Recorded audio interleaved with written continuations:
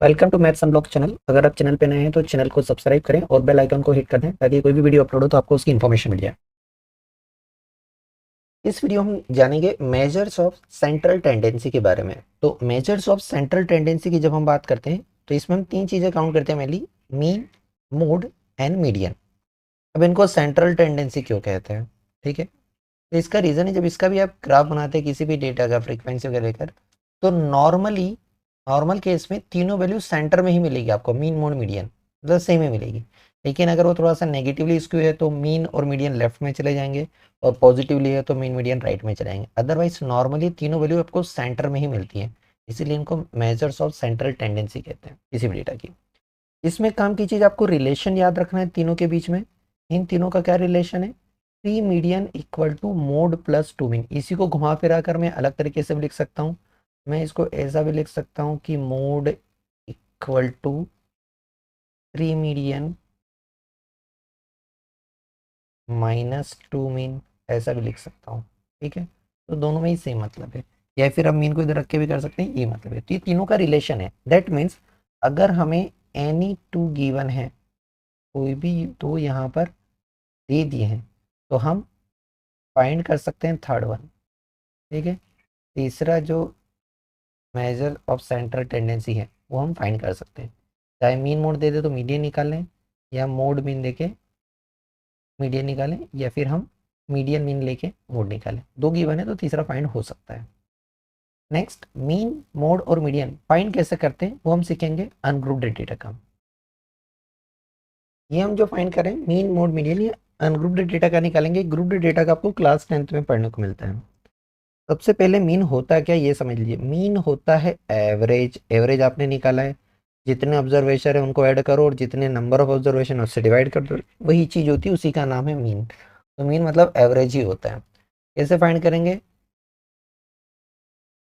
जो भी ऑब्जर्वेशन है उनका सम फाइंड करना है और उसको डिवाइड करना है कितने टोटल नंबर ऑब्जर्वेशन है। जैसे आपको दे दिया कि मीन फाइंड करिए 2 4 6 8 10 का, तो फॉर्मूला के हिसाब से सबका सम करना है 2 4 6 8 10, और उसको डिवाइड करना है कितने ऑब्जर्वेशन है। तो देखिए 1 2 3 4 5 ऑब्जर्वेशन है, तो 5 से डिवाइड कर दिया। इनका सम करा 30, 5 से डिवाइड करा 6, तो हम कहेंगे कि इस डेटा का जो मीन है वो हो जाएगा 6। तो मीन का सिंपल सा मतलब है एवरेज, ठीक है। ये आप याद रखिएगा अपनी जानकारी के लिए, क्योंकि मीन में अगर कंफ्यूज हो रहा है तो एवरेज बहुत टाइम से आप कर रहे हैं, याद रहता है। नेक्स्ट होता है मोड। तो मोड क्या होता है? Mode is the value that appear the most number of times. जो सबसे ज्यादा बार रिपीट हो रही वही हम मोड कहेंगे। अगर हम याद करने के लिए रखें कि मोड क्या होता है, जो सबसे ज्यादा रिपीट हो रहा है वो value, most repeating value, most repeating value, that is mode. अगर हमें मोड फाइंड करना है इस डेटा का, देखिए 2 4 5 5 6 7, तो यहाँ पर हमें दिख रहा है कि 5 सबसे ज़्यादा बार आ रहा है, दो बार, बाकी सब सिंगल सिंगल टाइम्स आ रहे हैं। तो हम कह सकते हैं कि mode of this data set is 5, क्योंकि यही दो बार आ रहा है, बाकी सब एक बार आ रहे हैं। अगर ऐसा हुआ कि एक के अलावा दो नंबर बार बार आ गए, तो ऐसा सिनेरियो जब आता है जब दो मोड हो, मतलब कोई दो value equal number of times repeat हो रही, तो हम कहते हैं बाय मॉडल सिचुएशन है। और अगर तीन वैल्यू बार बार आ रही तो हम कहेंगे ट्राई मॉडल। तो देखिए बाय मॉडल का एग्जांपल बताऊं मैं अगर आपको, इसी एग्जांपल को अगर हम कंसिडर करें बाय मॉडल के केस के लिए, देखिए यहाँ पर वैल्यू है 2, मैं एक 2 और बढ़ा देता हूँ, 2 2 4 5 5 6 7। अगर हमें पता करना है कि यहाँ पर मोड क्या है, तो देखिए 2 जो है वो 2 टाइम्स आ रहा है, 4 1 टाइम्स आ रहा है, 5 2 टाइम्स आ रहा है, 6 1 टाइम आ रहा है, 7 1 टाइम आ रहा है। इस डेटा को अगर हम गौर से देखते हैं तो 2 भी दो बार आ रहा है और 5 भी दो बार आ रहा है, तो दोनों बराबर टाइम हो गए, ज़्यादा तो कोई हुआ ही नहीं। तो इस केस को हम कहते हैं कि ये बाय मॉडल सिचुएशन है। बाय मॉडल मतलब यहाँ पर दो मोड है। तो अगर हमसे पूछा जाए कि यहाँ पर मोड क्या है, तो यहाँ पर मोड 2 भी है और 5 भी है, दोनों सेम टाइम आ रहे हैं, आए होगा दोनों के बीच में। नेक्स्ट हम देखेंगे मीडियन।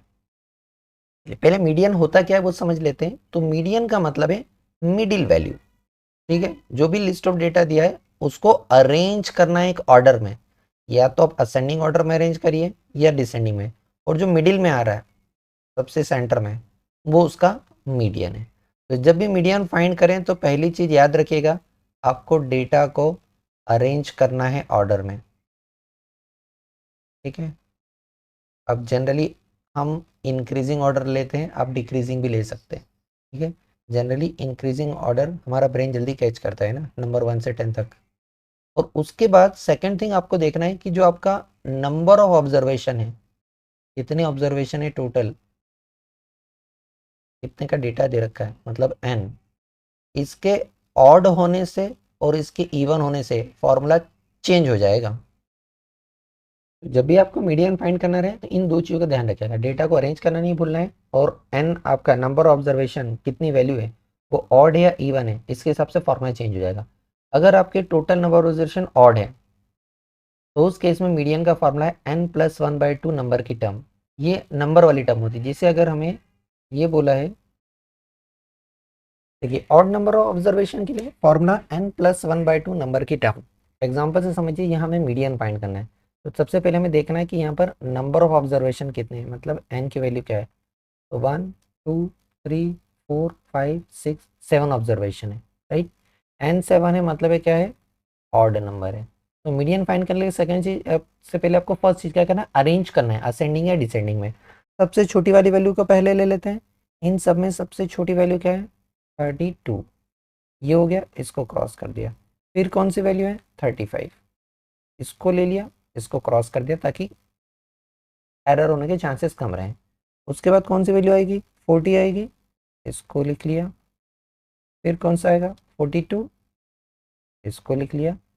फिर आएगा 50, इसको लिख लिया। फिर आएगा 58, इसको लिख लिया। और लास्ट में 60, 3 3 6 7। अब हमें क्या चाहिए, इस फॉर्मूले से n+1 नंबर की टर्म हमारी मीडियन है। तो यहाँ पर जो मीडियन होगी हमारी, होगी n क्या है, 7, मतलब 7 में एक ऐड करके आधा कर दें इस नंबर की टर्म।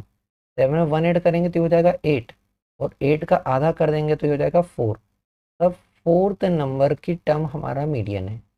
हमने जो डेटा अरेंज किया है असेंडिंग ऑर्डर में, इसके हिसाब से ये फर्स्ट नंबर है, ये सेकंड नंबर है, ये थर्ड है, ये फोर्थ है, ये फिफ्थ, ये सिक्स्थ और ये सेवन्थ। तो देखिए फोर्थ नंबर पर आ रहा है 42, ये हमारा मीडियन है।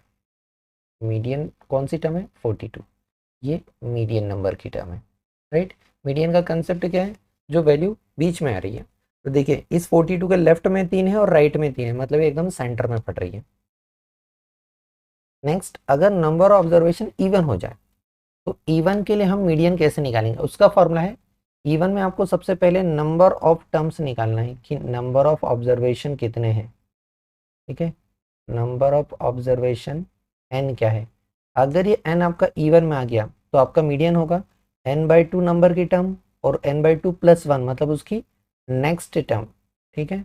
ये उसकी नेक्स्ट टर्म है, +1 करेंगे तो अगली टर्म मिल जाएगी, ये उसकी नेक्स्ट टर्म है। उनका एवरेज दोनों को ऐड करके आधा करना है।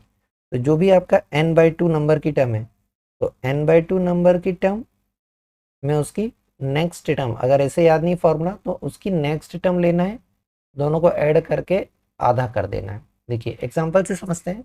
मीडियन फाइंड करना है इसका, सबसे पहले हमें डेटा को अरेंज करना है असेंडिंग ऑर्डर में, ठीक है। डिसेंडिंग में भी कर सकते हैं, हम असेंडिंग में अरेंज कर रहे हैं। तो सबसे पहले हम अरेंज करेंगे डेटा को।